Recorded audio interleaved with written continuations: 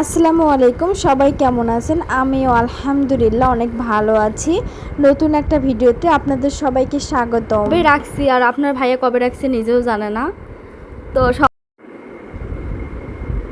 সকাল সকাল মনটা অনেক ভালো হয়ে গেল। দেখেন সব কিছু এলোমেলো দেখে বুঝতে পারতেছেন যে আমি একটু চেঞ্জ করতেছিলাম। তো চেঞ্জ করার সময় ম্যাট্রিক্সের উপরে আমি এই কাঁথাটা দিয়েছিলাম, তো এটা ভাবলাম যে একটু উল্টে দেই, অনেক দিন থেকে উল্টে দেওয়া হয়নি। তো উল্টাতে গিয়ে দেখেন একটা কাজ হয়েছে, এই টাকাগুলো পেয়ে গেলাম। সত্যি এটা আমরা কবে রাখছি আর আপনার ভাইয়া কবে রাখছে নিজেও জানে না। তো সকাল সকাল মনটা ভালো হয়ে গেল। এখানে 3000 টাকা আছে।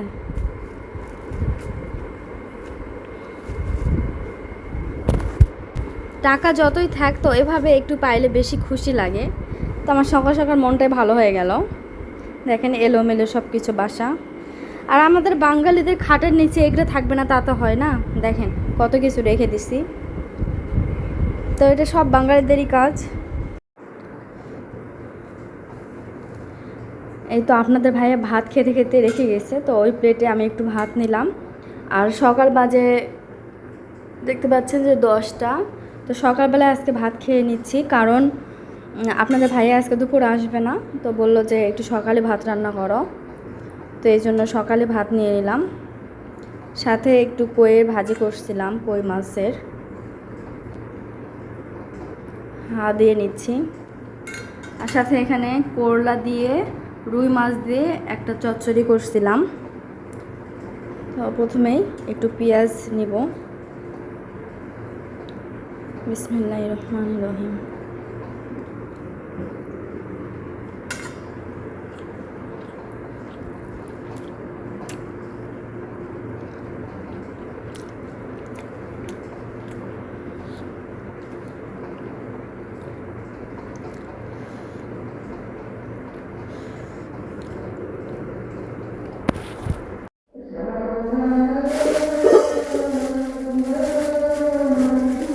দুপুরবেলা আপনাদের ভাইয়া মাছ নিয়ে আসছে, আজান দিচ্ছে। এখন নামাজ পড়বো না মাছ ভাজবো বলেন তো?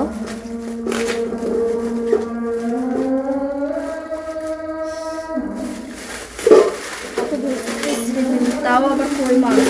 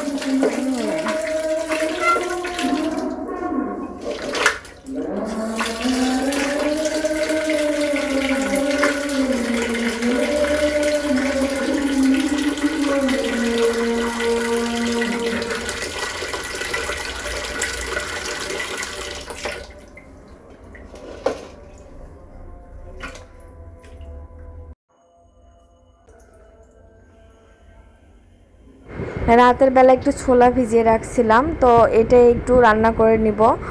তো বিকালবেলা একটু কিছু না খেলে তো ভালো লাগে না, তাই ছোলাগুলো আমি ধুয়ে নিচ্ছিলাম। আর ছোলা কার কার খেতে ভালো লাগে অবশ্যই কমেন্টে জানাবেন। আর সব থেকে বড় কথা কি জানেন, আমরা উত্তরবঙ্গের মানুষেরা ছোলা একটু অন্যভাবে রান্না করতে পছন্দ করি। তো আমি থাকি চাঁদপুরে, তো চাঁদপুরে দেখি যে ছোলাটা আগে এমনি থেকেই মানে লবণ দিয়ে সিদ্ধ করে নেয়, তারপরে দেখি সব মশলা দিয়ে ভাজি করে। তো এটা আমার কাছে একটুও ভালো লাগে না। তো আমরা এইভাবে খেয়ে অভ্যস্ত ছোটোবেলা থেকে, যেহেতু এভাবে খেয়েছি তাই আমার কাছে এটাই অনেক বেশি ভালো লাগে।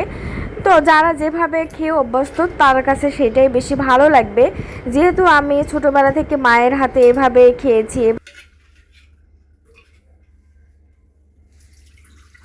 তাই আমার কাছে এটাই ভালো লাগে। তো আপনারা এই রান্নাটা পুরো দেখবেন আর এভাবে একদিন রান্না করে খাবেন, আশা করি আপনাদের কাছে অনেক বেশি ভালো লাগবে। তার জন্য পুরো ভিডিওটি আপনাদের দেখতে হবে।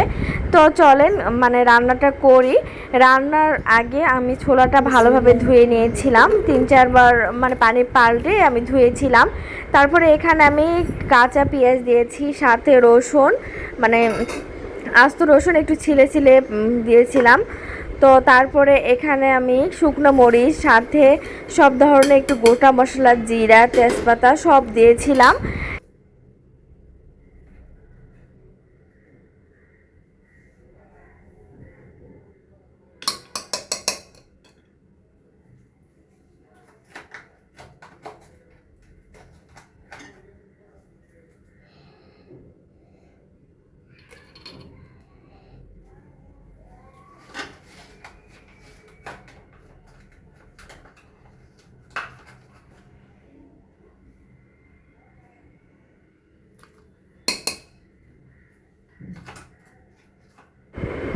এরপর এখানে দিয়েছিলাম জিরা বাটা, সাথে রসুন বাটা, সাথে আদা বাটা দিয়েছিলাম।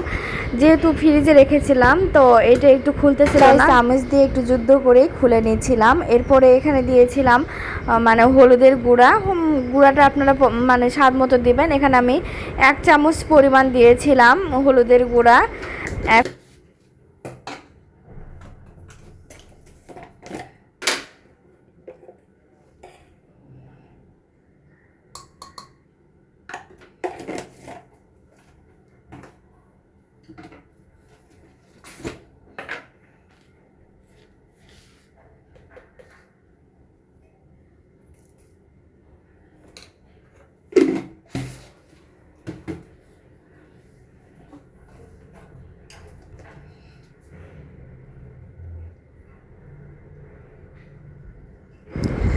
এখানে মরিচের গুঁড়া, সাথে লবণ, সাথে পরিমাণ মতো তেল।